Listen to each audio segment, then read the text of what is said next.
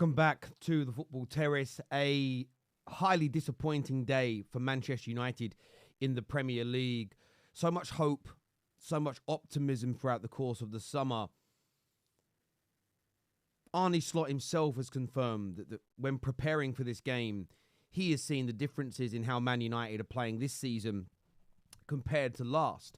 So as United fans, you hope to see these new building blocks progress. You hope to see the manager and the team move themselves forward. But acid tests are important. How you react under pressure is such a key indicator to how well or bad you're going to do. Lots is being said at the moment, but my gut feeling is that Ten Hag is doomed at Manchester United. I want you to listen to some of these clips. I want to get your thoughts and I want to get your feelings and your opinions, of course, in the comments section below. This is the first one I want you to listen to and why I think this is so important to understand. It was pretty lively until that first goal went in. Since then, well, the only singing has been coming from the away fans.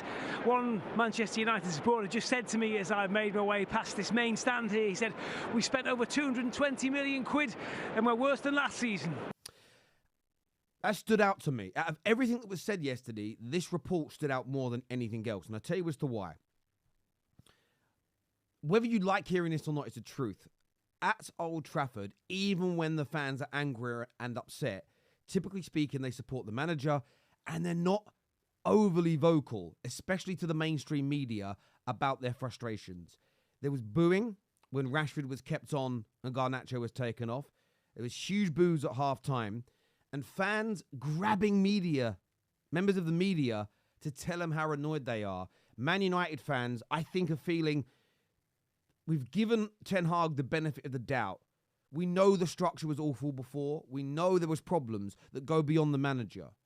You've been given that structure. You've praised that structure. And at the first sign of trouble, you have already collapsed. And the reason why I say it's important when you look at the stress levels is this. I learned this many years ago in my kind of corporate business life. When you go on these courses, they send you on these tests, and these tests are very accurate. And these tests kind of put you into a category. They ask you loads of what seem like random questions, and you get put into blue, red, yellow, or green. And they're when you're in there and you're in the room, often when you're reading back the descriptions, you see yourself, and it's you in a professional manner, not you necessarily in a personal manner. But people in red are very competitive and demanding, strong-willed. People in blue are often cautious, precise, they question. Greens are always a sort of patient, relaxed, and caring individuals. And yellow is often the quite sociable, dynamic, creative people.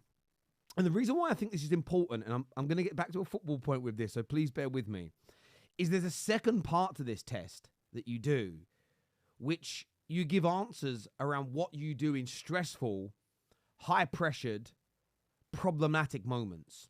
And what you see when you do these tests is somebody might be a very caring person, a very patient person, a very relaxed person normally, but they shoot into red, like a deep red, when the pressure's on. And you may identify that as a problematic situation, because actually, when the going gets tough, you might need people to be more precise and more cautious, question things.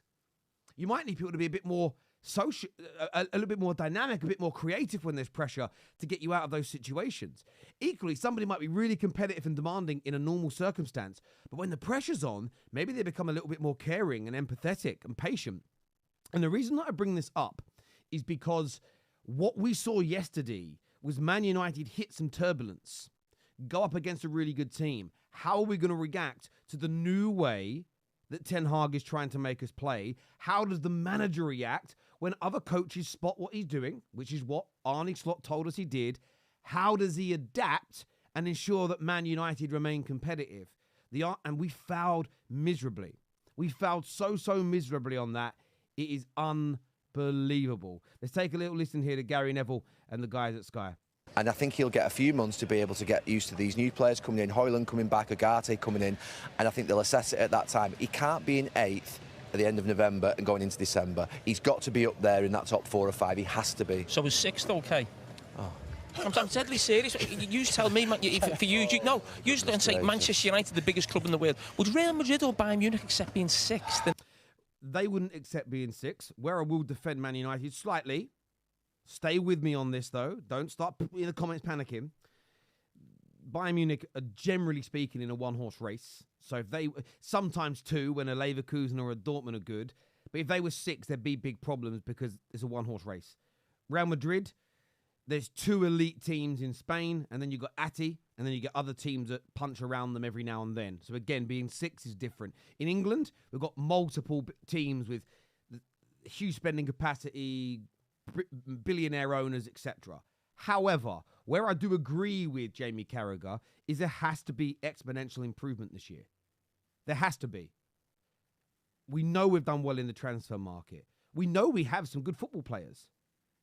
We see teams that will finish below us in the league have better structures than us. That is on the manager. And where I'm now looking at Ineos, and I told people I would do this as the game started, this is where I expect to see the key football decision makers doing the right thing.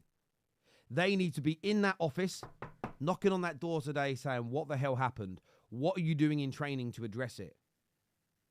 They need to question him, why does he keep picking Rashford? They need to speak about the Casemiro problems. They need to speak to him about why are you emptying your midfield and not having it covered? Why are you making these mistakes? You saw their faces yesterday. They were embarrassed and frustrated. So I kind of agree with Gary that they've probably got to give him, and they probably will give him, okay, get Ugarte and Rasmus in. We know Lenny Yoro's out. Give it a little bit of time. But they need to set a precedent of the improvements need to come, and they need to come quickly. My concern around this is when you listen to the manager, though, he sounds to me like he is utterly, utterly, utterly drowning. Take a listen to this. We have to build him in the team, and it will take time. And so it's not like I'm Harry Potter. And that is what you have to. No one expects you to be a magician, Ten Hag. Nobody expects you to be Sir Alex Ferguson or even, or Pep Guardiola. No one expects that. But we did see a change in pre-season. I saw a change in the first 2 games. A lot of rivals want to pretend like that wasn't there. Arne Slot confirmed that United are playing differently, what they're doing. But already it's been found out by other managers. And that's fine. But you need to find a way to adapt in games when your tactics are being outmaneuvered. That's not about, we don't need you to be a magician, Harry Potter or Merlin or the genie from fucking Aladdin. That isn't what we're asking for. We're asking you to be a head coach and a manager. And you're failing at that job. It's a ridiculous thing to say, Ten Hag. Acknowledge. And if you see Manuel Ugarte, he didn't play so far in the season. Not one match minute. And so, he needs to build his fitness state. And that we agree with. I'm not annoyed that Ugarte didn't play yesterday. And yes, it's fair to say maybe Ugarte doesn't make the mistakes that Casemiro does in the first half. But let us not pretend that those mistakes were not born out of the system as well. There is a systematic issue with Man United. Now, we may be okay against the Southamptons and against the Ipswiches and against the Fulhams because we have the individual personnel and quality to get through. But we also have to assess how well we play against our peers at the top end of the league, how we do home and away in Europe. And yesterday was a big eye-opener for us. So putting this all on Ugarte is crazy to me. And the manager said the tactics were fine. The manager said it was just individual error. Look, I reflected on the game yesterday. And yes, Casemiro's mistakes and Mainoo's mistakes were poor. But so much of that bores out of how we're trying to play. It really does. And that is on the manager, in my opinion. And as I've said, I believe Ineos will make the right decision. This notion of we have to back a manager no longer exists at Man United. We don't have to back a manager. We have to back the club's plan. The manager, we're no longer building the team, the ethos, the philosophy, the culture, whatever you want to call it, around the manager's identity. We know this. It's been well documented. The manager has confirmed it. So therefore, you don't need to back him. You need to back the club. And you need the right head coach in charge. And if the head coach isn't making the team that's been assembled for him play better, if he isn't using the right people, if he's dropping the wrong individuals, if he's subbing off the wrong people, if he can't adapt in game to people countering his tactics, then he's not the right guy. Drop your emotion, drop your subjectivity, drop your pride about being right or wrong, and understand what Man United have to do here. He is on watch. I hope they're considering his future already, because that is what elite clubs do. That is how you get the standards back into Man United. Doesn't mean we expect to win and be as consistent as City. But by God, what we saw yesterday was an abomination. Hit the like and the share button. Leave us your comments below. What do you think and feel regarding this? We'll speak to you all again soon. Peace.